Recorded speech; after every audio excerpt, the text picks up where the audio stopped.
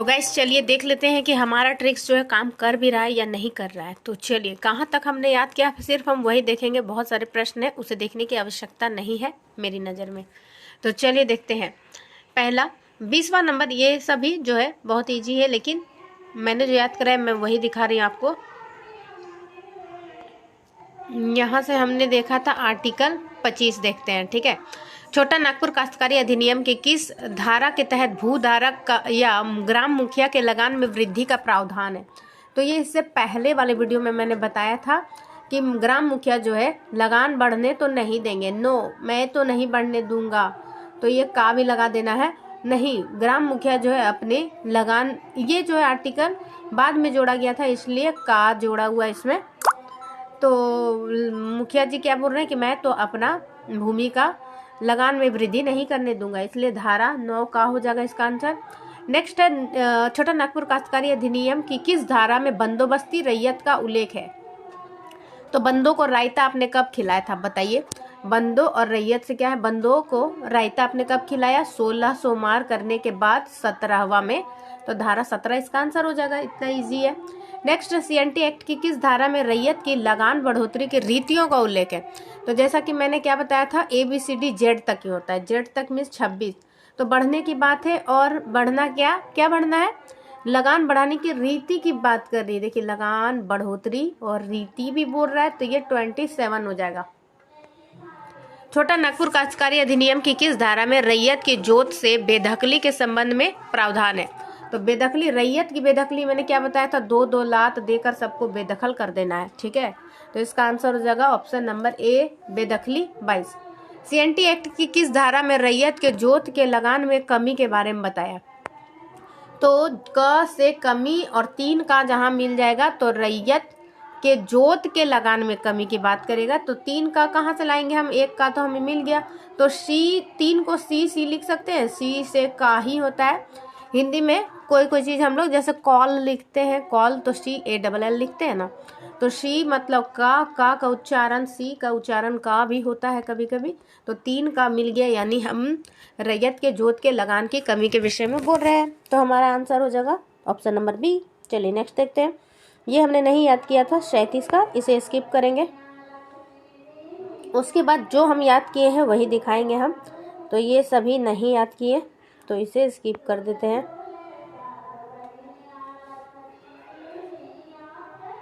तो ये देखिए 60 नंबर जो है ये मैंने याद करवाया, और कितना सफल ट्रिक है, क्योंकि मुझे तो बहुत ही अच्छे तरीके से याद हो गया। आपको हुआ या नहीं मुझे नहीं पता, आप कमेंट करके बताइएगा कि आपको याद हुआ या नहीं।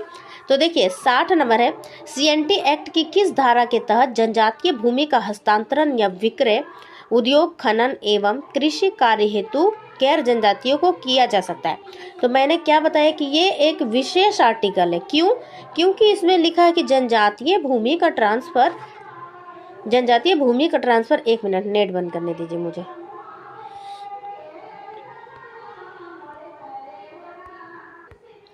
तो क्या बोला था मैंने कि ऐसा आर्टिकल, एक विशेष आर्टिकल आपको मिलेगा जिसमें दिया हुआ है कि जनजातीय भूमि का हस्तांतरण गैर जनजातियों को किया जाएगा। तो ये तो काफ़ी ज़्यादा अच्छा आर्टिकल है मेरी नज़र में। तो याद करेंगे कैसे? एक अच्छा नंबर भी हम ढूंढेंगे। तो एक अच्छा नंबर क्या है? ये एक परफेक्ट स्क्वायर नंबर होना चाहिए। तो परफेक्ट स्क्वायर तो होना ही चाहिए, साथ में 3 तरीके से परफेक्ट स्क्वायर होना चाहिए। कैसे? 49 आर्टिकल देखिए 7 का स्क्वायर होता है, तो 49। ऐसे तो हम आंसर हमारा मार दिया हमने टिक। लेकिन देखिए 49 4 और 9 से मिलकर बना है, तो 4 भी 2 का स्क्वायर है और 9 3 का स्क्वायर है। तो इस प्रकार से देखिए धारा 49 इसका आंसर हो जाएगा। फिर क्या दिखा है? सीएनटी एक्ट की धारा 49 के संदर्भ में कौन सा सही है? तो लगे हाथ तो ये भी बता देती हूँ कि ये जो धारा है 49, ये 2016 में इसमें संशोधन किया गया, और अब जो है उद्योग खनन कार्यों के अतिरिक्त आधारभूत संरचना, रेल परियोजना, कॉलेज, ट्रांसमिशन लाइन आदि कार्यों के लिए भी सरकार जमीन ले सकेगी। ठीक है, तो 61 का आंसर क्या हो जाएगा? सभी सही है। साथ ही सरकार अब विकास हेतु निगम कंपनियों के लिए भी जमीन का अधिग्रहण कर पाएगी। तो ये आर्टिकल हमें याद हो गया। चलिए अब नेक्स्ट देखते हैं। इधर से तो कोई आर्टिकल हमने याद नहीं करवाया आपको, तो आगे बढ़ते हैं। इतना आर्टिकल हो गया। तो देखिए गाइज, बहुत सारे आर्टिकल जो है मैंने आपको याद करा दिए, इसलिए वीडियो को लाइक कर देना। अब नेक्स्ट है धारा 3।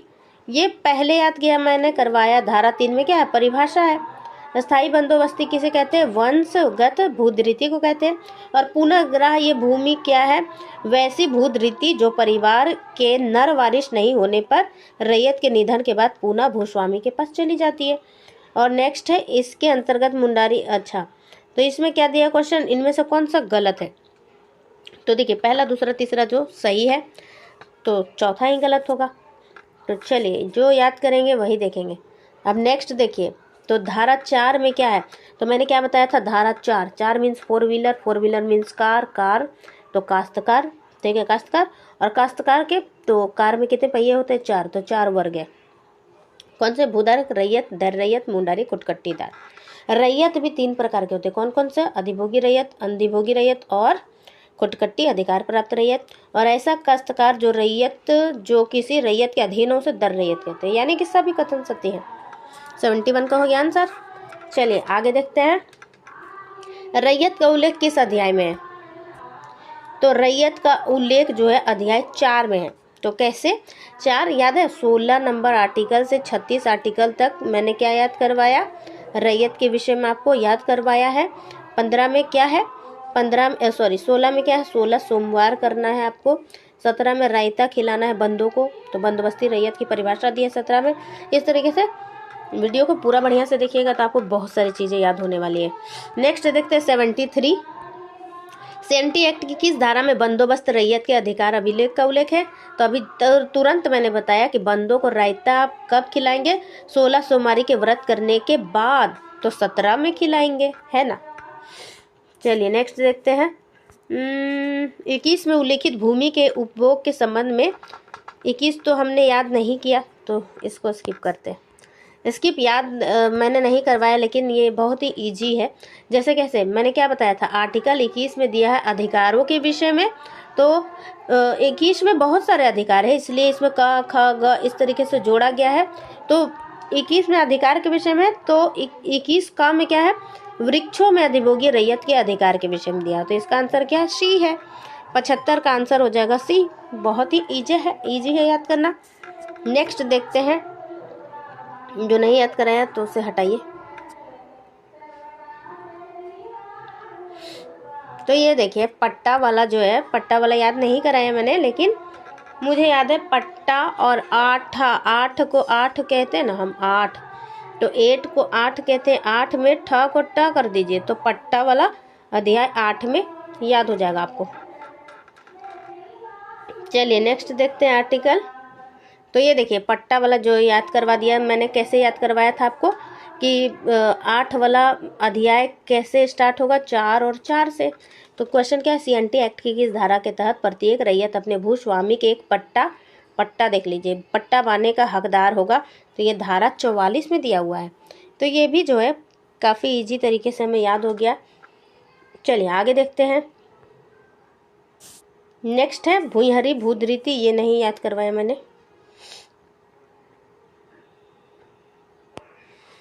लगान के बकाया, ये नहीं किया हमने। वस्तु के रूप में दे, ये मुझे याद है, लेकिन आपको नहीं करवाया मैंने याद, क्योंकि इसका ट्रिक मुझसे नहीं बना था। चलिए हाँ, ये देखिए, मैंने याद नहीं करवाई, लेकिन यहाँ पे मैं आपको याद करवा दे रही हूँ। सीएनटी एक्ट की किस धारा में लगान के बकाये का काश्तकारी पर प्रथम प्रभार होना लिखा हुआ है। तो इसका आंसर 60 है।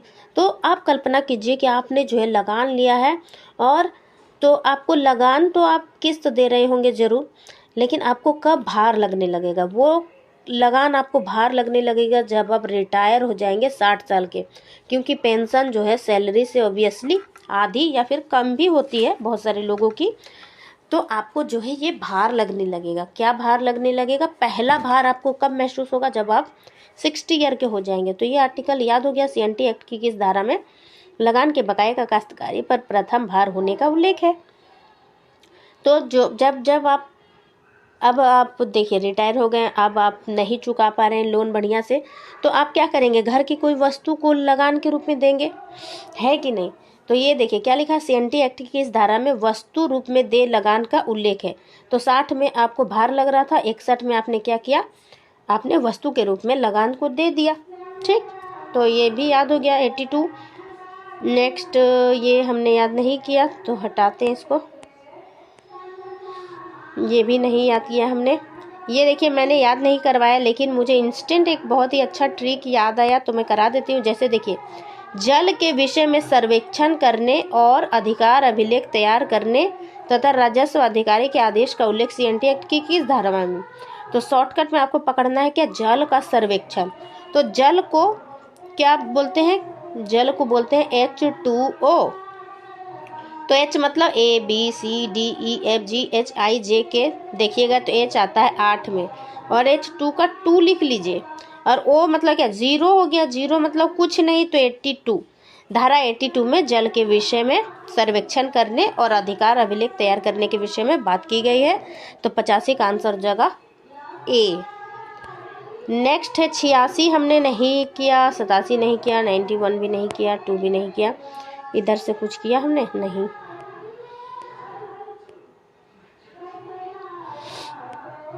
जो नहीं किया तो वो नहीं देख रहे हैं हम। ये देखिए, ये वाला देखते हैं हम अध्याय। सीएनटी एक्ट के किस अध्याय में अधिकार अभिलेख और लगानों का निर्धारण है। तो मैंने क्या आपको याद दिलाया था, याद है ना, 12वीं क्लास में आपने क्या पढ़ाई की, 3 चीज़ की पढ़ाई की। पहला क्या, अधिकार के विषय में पढ़ा यानी मौलिक अधिकार, दूसरा अभिलेख पढ़ा शासकों का, और तीसरा आपने लगान के विषय में पढ़ा। तो ये हो जाएगा अध्याय 12 में दिया हुआ है। तो 92 का आंसर हो जाएगा ऑप्शन नंबर A। चलिए आगे देखते हैं।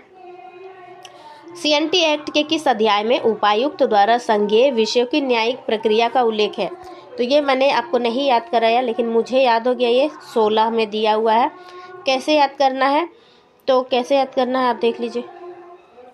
चलिए ये देखिए मैंने याद करवाया आपको, और आपको याद रहेगा कैसे। देखिए, सीएनटी एक्ट की किस अध्याय में परिसीमा की बात की गई। तो परिसीमा हमने क्या बोला, अडल्ट होता है कौन, 18 वर्ष का व्यक्ति।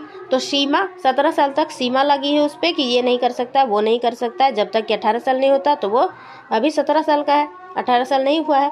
तो इसका आंसर हो जाएगा ऑप्शन नंबर B, 98 का B। चलिए आगे देखते हैं। तो ये सभी स्किप करते हैं इन सभी को। तो ये डिग्री वाला देखिए मैंने याद करवाया आपको। डिग्री से आपको क्या याद रखना है, डिग्री। सीएनटी एक्ट की किस धारा में उपायुक्त की डिग्रियों और आदेशों के लागू किए जाने का उल्लेख है। तो डिग्री हमने चांद देखा था, जिससे हम जो है कोई एंगल ड्रॉ करते हैं, वो चांद जो है हमेशा 180 डिग्री का होता है। तो 180 इसका आंसर हो जाएगा। 95 का आंसर हो जाएगा option number B। Next, CNT act की किस धारा में उपायुक्त द्वारा जारी किसी आदेश को लागू करने में कुर्की और विक्रय से छूट दिया है। तो ये मैंने बोला लेकिन याद नहीं करवाया, लेकिन मैं अब जो है इसका जो है बता देती हूँ आंसर, लेकिन इसका जो ट्रिक है वो नहीं बन पाया मुझसे। 186 है। नेक्स्ट है कृषक की बेदखली और कब्जा दिलाने। हाँ ये तो मैंने याद करवाया आपको। सीएनटी एक्ट की किस धारा में कृषक की बेदखली या कब्जा दिलाने के उपायुक्त के आदेश के निष्पादन के बारे में। अब आप बेचारे किसान की जमीन आप दिलवाएंगे, मतलब आप उसका एक तरह से उपचार कर रहे हैं। तो उपचार मीन्स क्या होता है, एड मीन्स A का 1, I 9 में आता है और D आता है 4 में। तो आर्टिकल 194 होगा आंसर। 97 का आंसर हो जाएगा B। चलिए देखते हैं नेक्स्ट है, ये देख लिया हमने, 100 नहीं देखा। चलिए नेक्स्ट है संयुक्त भूस्वामी। तो मैंने क्या याद दिलवाया था, संयुक्त रूप से कैसी फैमिली रहती है, जो साथ रहती है, तो लास्ट में तो 7 होगा। और संयुक्त फैमिली में क्या 2 पेरेंट्स होते हैं, यानी एक माता और एक पिता और 5 बच्चे। तो 5 2 5 7, बहुत इजी तरीके से याद हो गया। साक्ष्यों या दस्तावेजों के पेश किए जाने का तो देखिए साक्ष्य हमेशा टीवी में हम क्या देखते हैं, जब भी साक्ष्य को प्रस्तुत करने जाते हैं, 2 लोग को हमने साक्ष्य के रूप में प्रस्तुत करने का ठाना, लेकिन दोनों को क्षेत्रीय लोगों ने मार डाला। क्षेत्रीय मीन्स 6 और त्रीय मीन्स 3, 6 3 2 6 3, याद हो गया। सिविल ये नहीं करवाया मैंने, सिविल प्रक्रिया संहिता की प्रक्रिया लागू करने के विषय में शक्ति का उल्लेख सीएनटी एक्ट में किस धारा में है? तो इसका आंसर जो है, सिर्फ आंसर बता दे रही हूँ मैं, इसका कोई ट्रिक मुझे नहीं पता है। इसका आंसर है 265।